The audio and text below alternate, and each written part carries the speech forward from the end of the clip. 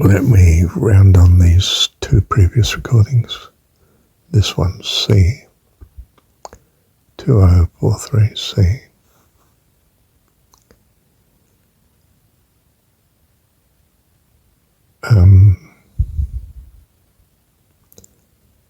There's no permanence in this world,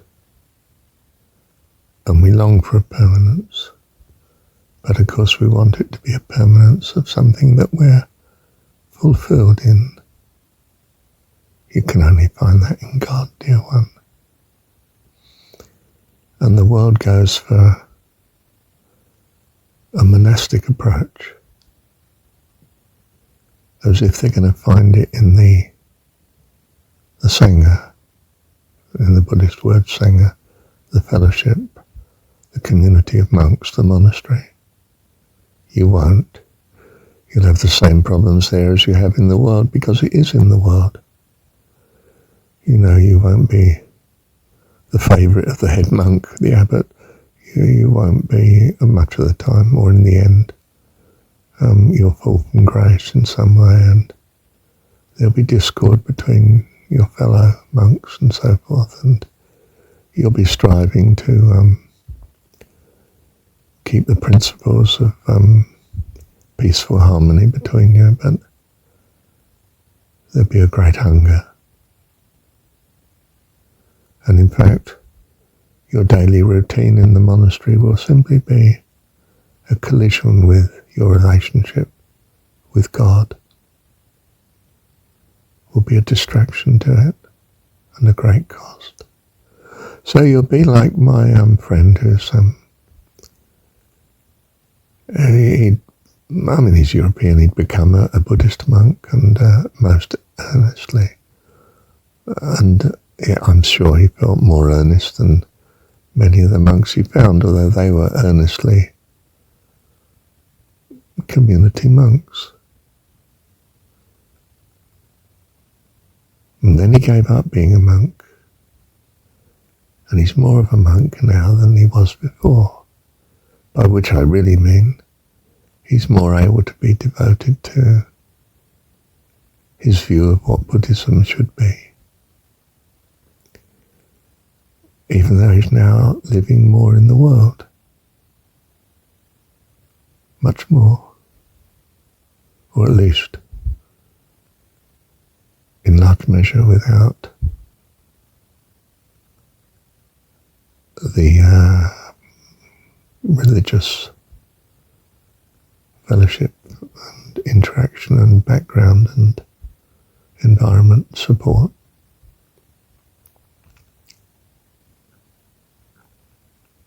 It comes across in the Jesus story that, when he's faced with a disaster, he's alone. The disaster being he's about to be crucified and so on. In spite of Peter saying how much he'll never leave him, he does. Through fear, I expect, in the story, what I mean. Understandable, but... And the whole point of God is, I will never leave you, nor forsake you. And that's in spite of us being children, where we do leave and forsake God. We have times of absent-mindedness, not aware of him by any means. Perhaps every day, to some extent, sometimes a lot. And we return. But he is always there to return to. He is faithful and true, because he understands our childish state. But that's my liked view of God, what I choose to believe of him. That he loves us like a good parent, a good dad. And we're a bit wayward as children, of course. But he's loving and kind, understands that like a good mum.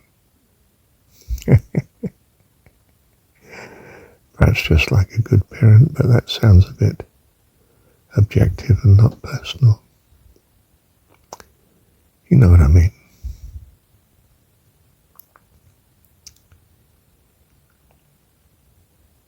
So we find that the spiritual life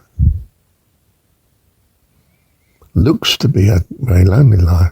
You're not in some religion or fellowship or monastery situation. And although you're in the world, you're not of it. There aren't really friendships that are terribly meaningful because, of course, you're totally devoted to your God.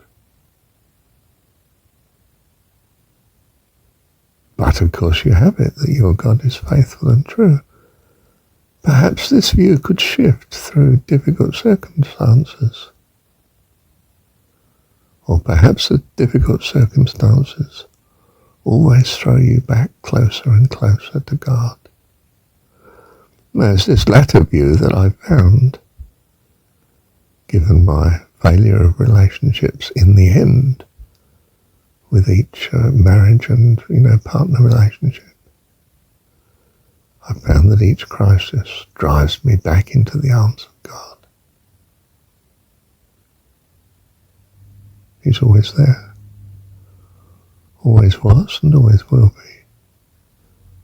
I choose to trust this is the case. I'd be mad to trust otherwise, because I've found it's a great rescue.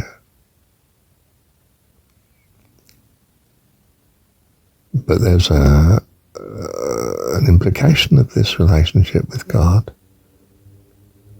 and that is that you start to come to the view that you can accept that relationships in the world are transitory. Everything's transitory here. Even the one that stays faithful and loves you to the end, you or they die.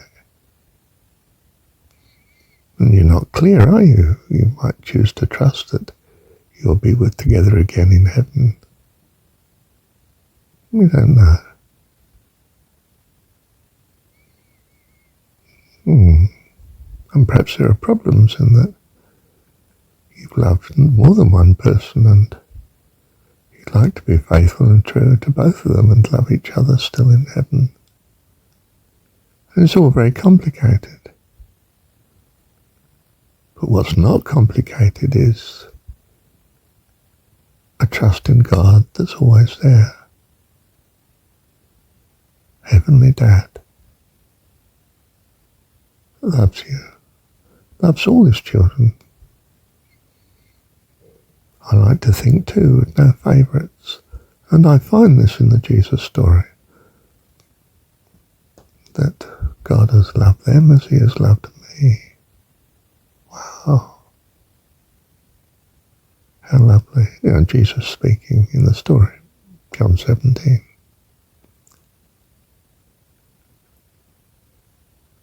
So I find a relationship with God that is of an assurance, the sort of thing that we hopefully gained, learnt or felt in childhood. This assurance of the parents always being there. They've taken you through all the difficulties of childhood and still been there for you in some way.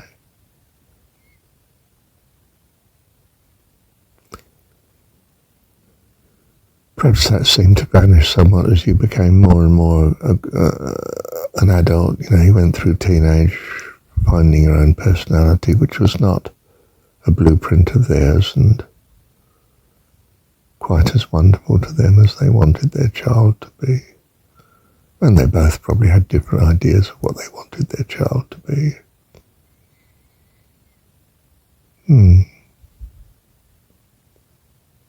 Or perhaps one didn't really have a view. We haven't necessarily had good parents, but we have had parents. If we hadn't had parents of some sort, even if it was grandmother or auntie or foster home or adoption, if we hadn't had some charitable care, well, we would never have grown up.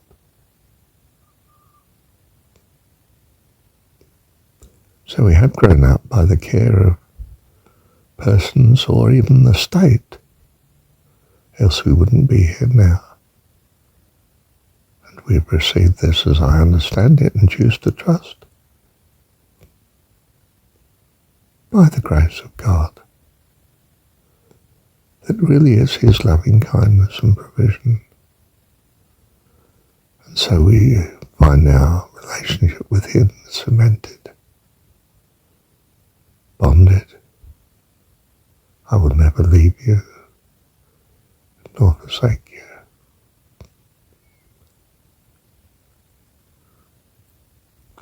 Interesting thing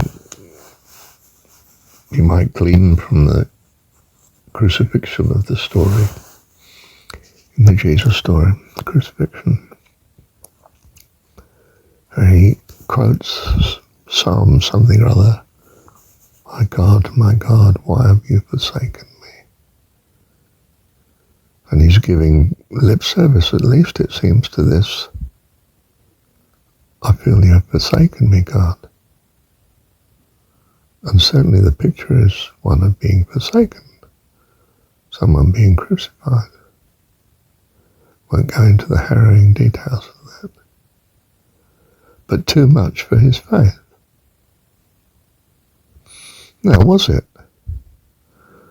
Well, of course, the Christian religion likes to think, no, of course it couldn't have been because he's God. Oh, misunderstanding. But that's the view. I like to think, well, I say like, I don't know as I like to think, but I think it's more that, no, he's us. And we are, at times, faced with a cataclysmic situation that we find we don't have enough trust for.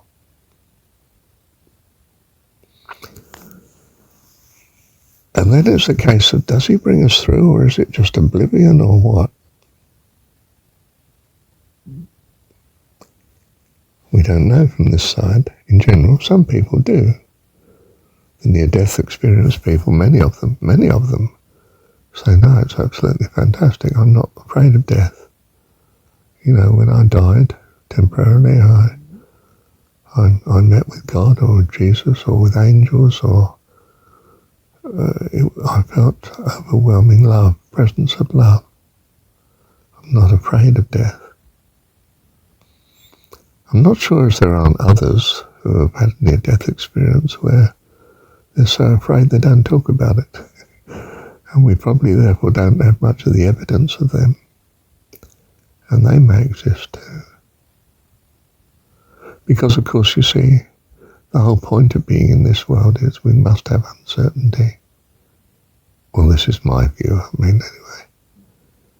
Because in uncertainty we can choose to love God.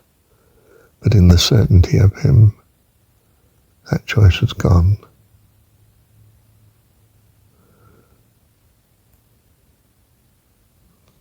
Now, there's no point in having the choice if you don't take it. And taking it means the choice is gone. Well, that's fine. What's wrong with that? That's just perfect. You come to love God. And perhaps God doesn't exist after all, even though you come to love him. Well, in which case it's probably just oblivion on death and you've lost nothing. But if it's confirmed by his being of something even far more wonderful than you could have imagined, well, you'll be so glad you've come and no longer desire to be here in this sort of world. Thank you, Heavenly Dad. Love you. Thank you, Dad.